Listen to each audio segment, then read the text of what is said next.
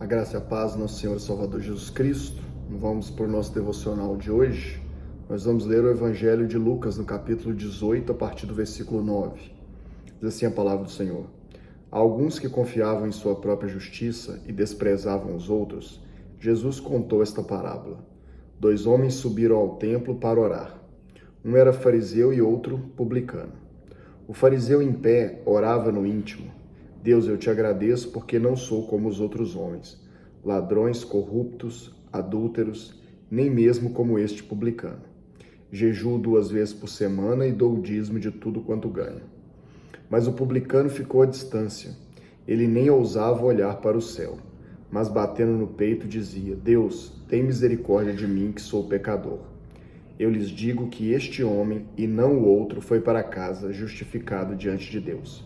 Pois quem se exalta será humilhado e quem se humilha será exaltado. Bom, essas são palavras de Jesus Cristo. E Jesus ele faz uma comparação entre 2 homens. Jesus compara 2 pessoas, um fariseu e um publicano.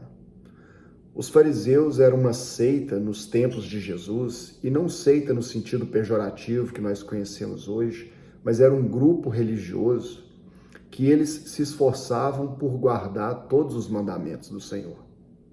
Eram pessoas que se esforçavam pela força do seu próprio braço. Eles procuravam cumprir todos os mandamentos e a maioria deles acreditava que porque eles faziam ou deixavam de fazer algumas coisas, eles receberiam o favor e o perdão de Deus. Por outro lado, um publicano era uma pessoa do próprio povo de Israel que cobrava impostos dos seus próprios irmãos israelitas. Naquele tempo, o Império Romano havia dominado Israel. E o povo, a nação que havia sido governada, subjugada pelo Império Romano, aquele povo precisava pagar tributos para Roma.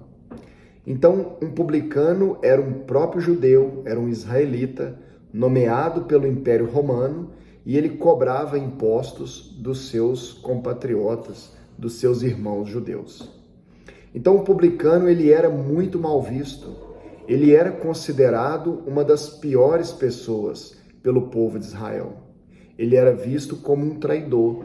Por quê? Porque ele servia ao Império Romano em detrimento do seu próprio povo. Não foi à toa que Jesus comparou um fariseu com um publicano. Quando Jesus usa a figura do publicano, Jesus tem o objetivo de pegar uma pessoa que era considerada desprezível, uma pessoa odiada. Jesus pega aquele que era considerado o pior dos pecadores, um grande traidor. E Jesus nos mostra a reação dessas 2 pessoas quando elas vão ao templo orar a Deus. Jesus fala que o fariseu, ele chega, ele entra no templo, ele olha para cima e ele diz assim, olha Deus, obrigado porque eu não sou como essas pessoas que tem por aí.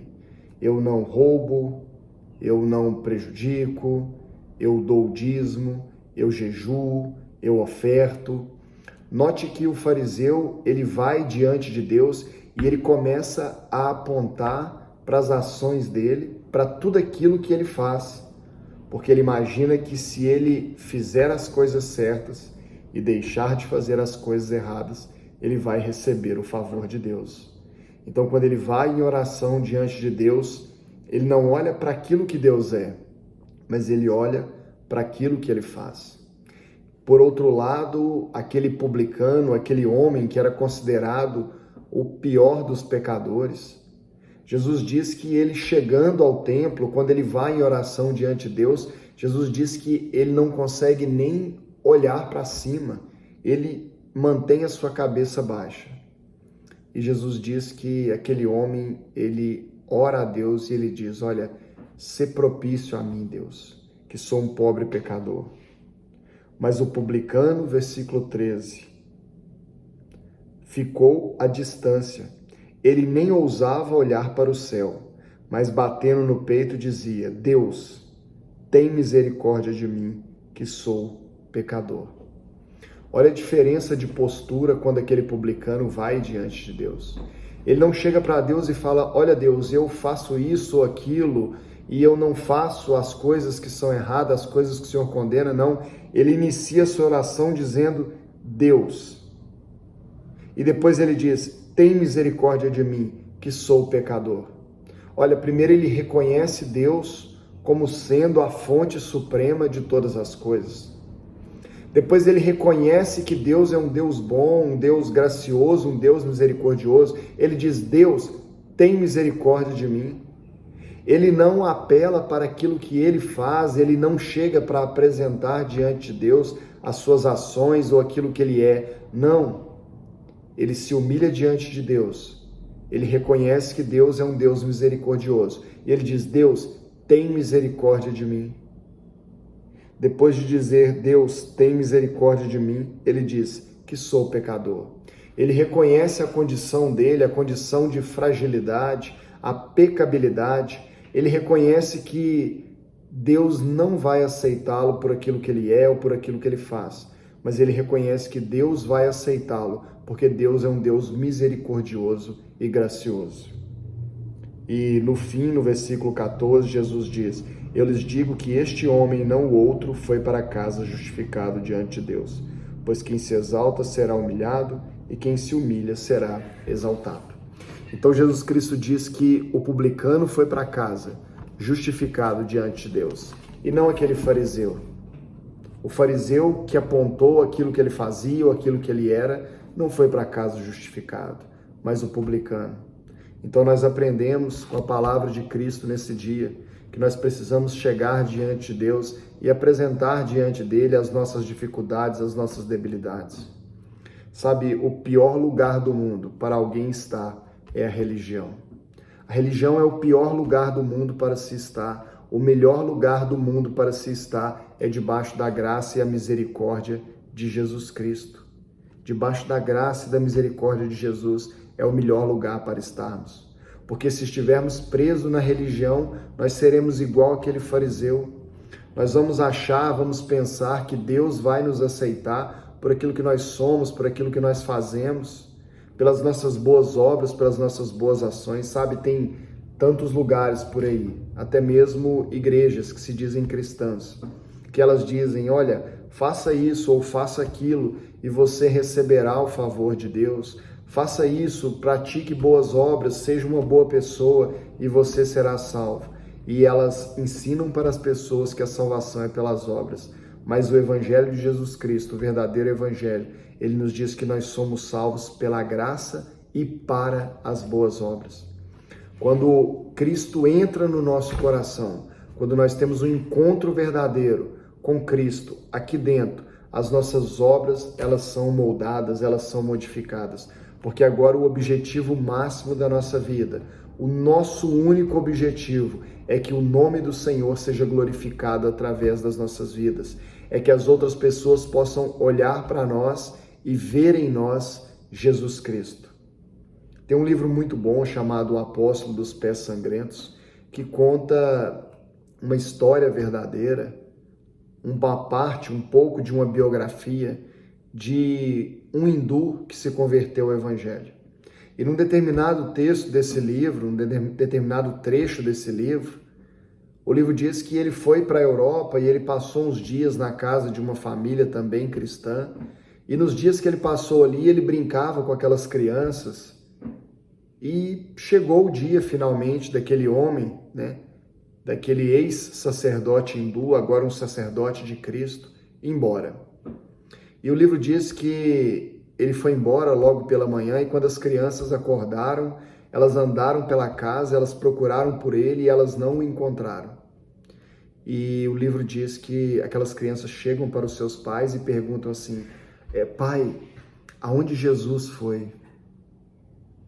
Cadê Jesus? Sabe, aquele homem, ele tinha um comportamento tão parecido com o de Cristo, que aquelas crianças ouviram falar sobre Jesus na igreja, ouviram falar sobre Jesus na escola bíblica dominical, ouviram falar sobre Jesus dentro das suas próprias casas. até que um dia elas conhecem uma pessoa, elas se lembram daquilo que elas aprenderam sobre Jesus Cristo, elas olham e elas chegam à seguinte conclusão: esse é Jesus Cristo. Que nós nos tornemos cada dia mais parecidos com Jesus Cristo, para que aqueles que estão ao nosso lado possam olhar para nós e ver Jesus Cristo em nós. Nós precisamos nos desprender de tudo aquilo que já se passou. A palavra de Deus diz que se alguém está em Cristo, ele é uma nova criatura, as coisas velhas se passaram e tudo se fez novo. Se Jesus Cristo perdoa os nossos pecados, se Jesus Cristo apaga o nosso passado, se Ele não nos culpa pelos erros do passado, nós também precisamos nos perdoar e seguir em frente. E eu não estou aqui para te dizer que o pecado, que os erros do passado não vão trazer consequências. Eles trazem consequências, e às vezes graves consequências. Nós vemos isso de forma muito clara na vida de Davi.